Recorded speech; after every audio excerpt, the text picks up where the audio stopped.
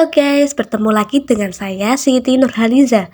Di sini saya akan menjabarkan mengenai etika berwirausaha. Tujuan dari pembelajaran itu ada 6.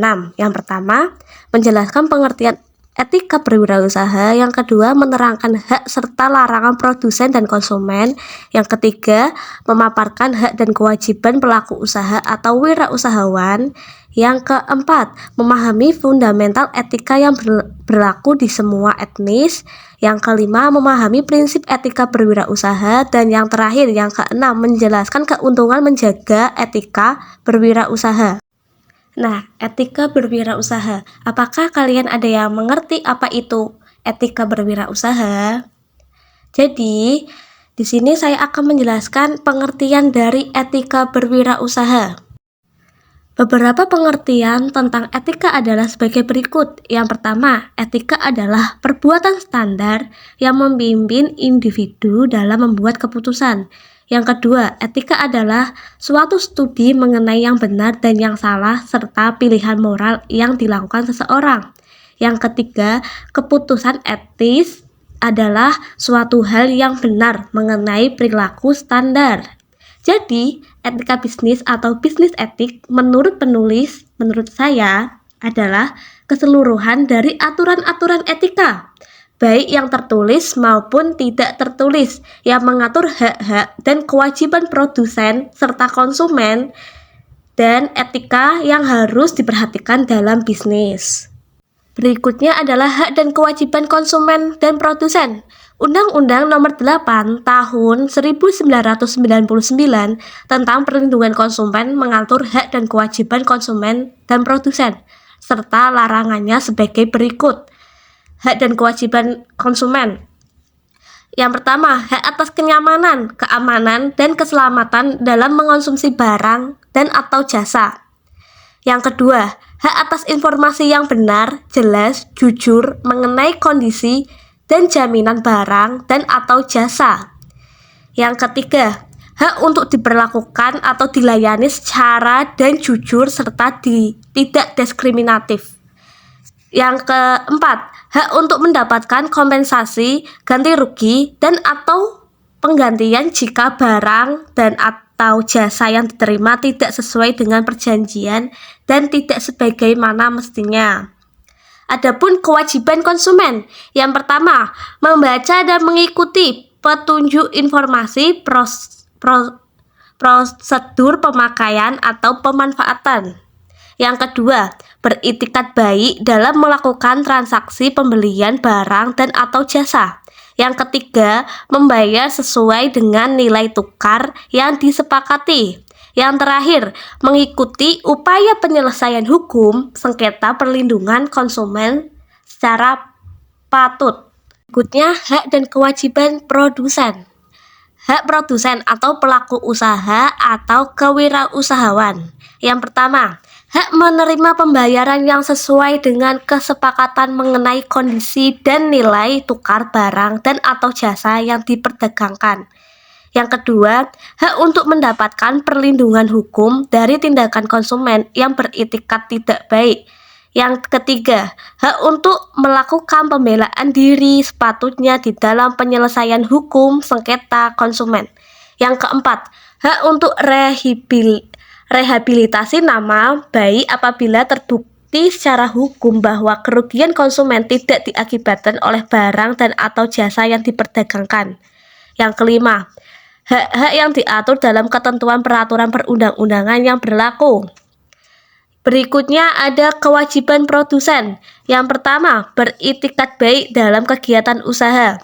Yang kedua, menjamin mutu barang dan atau jasa yang diproduksi dan atau diperdagangkan berdasarkan ketentuan standar mutu dan atau jasa yang berlaku. Yang ketiga, memberikan kesempatan kepada konsumen untuk menguji dan atau mencoba barang dan atau jasa yang dibuat dan atau yang diperdagangkan. Yang terakhir, memberi kompensasi ganti rugi dan atau penggantian atas kerugian akibat penggunaan, pemakaian, dan pemanfaatan barang dan atau jasa yang diperdagangkan. Untuk berikutnya, fundamental etika yang berlaku pada semua etnis. Fundamental etika yang berlaku pada semua etnis menurut Zimmer tahun 1996 terdiri atas 1. Sopan santun, yaitu selalu berbicara benar, terus terang, tidak menipu, dan tidak mencuri. 2. Integritas, yaitu memiliki prinsip hormat dan tidak bermuka dua. 3. Menjaga janji, yaitu dapat dipercaya bila berjanji karena janji adalah amanah, tidak mau menang sendiri. Yang keempat, kesetiaan taat, yaitu benar dan loyal kepada keluarga, teman, tidak menyembunyikan informasi yang tidak perlu dirahasiakan. Yang kelima, jujur, kewajaran, yaitu berlaku dan terbuka, berkomitmen pada kedamaian. Jika bersalah, maka mengakui kesalahan, perlakuan yang sama terhadap setiap orang dan memiliki toleransi yang tinggi. Yang keenam, menjaga satu sama lain, yaitu penuh perhatian, baik budi, ikut andil, menolong siapa saja yang memerlukan bantuan. Yang ketujuh, saling menghargai satu sama lain, yaitu menghormati hak-hak orang lain, menghormati kebebasan dan rahasia pribadi, mempertimbangkan orang lain yang dianggap bermanfaat dan tidak berprasangka. Yang kedelapan, warga negara yang bertanggung jawab, yaitu patuh terhadap undang-undang dan peraturan yang berlaku. Yang kesembilan, pengejaran keunggulan, yaitu berbuatlah yang baik di segala kegiatan atau pertemuan, bertanggung jawab, rajin, berkomitmen, bersedia untuk meningkatkan kompetensi dalam segala bidang dan tidak mau menang sendiri. Yang terakhir, dapat dipertanggungjawabkan, yaitu bertanggung jawab dalam segala perbuatan, terutama dalam mengambil keputusan. Selanjutnya yaitu prinsip etika. Prinsip-prinsip etika adalah sebagai berikut. Yang pertama, usaha membangun kepercayaan antara anggota masyarakat dengan perusahaan atau pengusaha. Yang kedua, hal tersebut merupakan elemen penting buat suksesnya bisnis jangka panjang.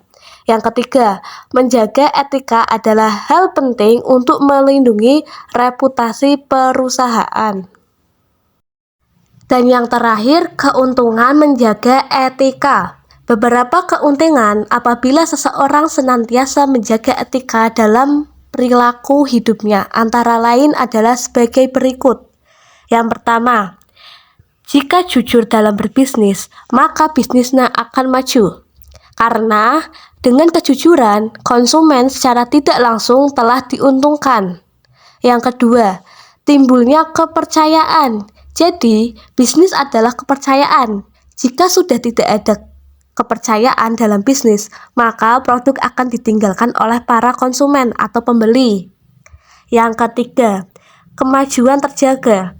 Jadi, jika perilaku etis atau kesadaran etis, pertimbangan etis, tindakan etis, dan kepemimpinan etis terjaga, maka kemajuan di segala bidang akan terjadi, sehingga bisnis pun akan mengalami kemajuan dengan sendirinya. Yang keempat, peroleh laba akan meningkat. Jadi, jika kemajuan bisnis terjadi, maka laba yang diperoleh juga akan meningkat, dan pada akhirnya pendapatan negara dari pajak juga meningkat. Jadi, kita akan mendapatkan laba atau untung yang banyak dari kejujuran kita dalam berbisnis. Dan yang terakhir itu terjadinya kesinambungan. Bisnis akan terjaga eksistensi dan kesinambungannya. Jadi jika kita berbisnis dengan jujur, baik, produknya itu baik, tidak ada cacat dan jujur, maka pembeli akan merasa untung, merasa bahagia karena pembeli membeli produk di kita itu hasilnya itu baik, jadi akan terjaga bisnisnya dan mendapatkan laba yang banyak. Nah, tadi adalah penjelasan atau penjabaran mengenai etika berbisnis dari buku Kewirausahaan, Teori Praktik dan Kasus-kasus Leonardo Saiman, penerbit Salemba 4 edisi 2. Nah, jadi penjelasan dari saya sekian. Terima kasih. Dadah. See you next time. Terima kasih.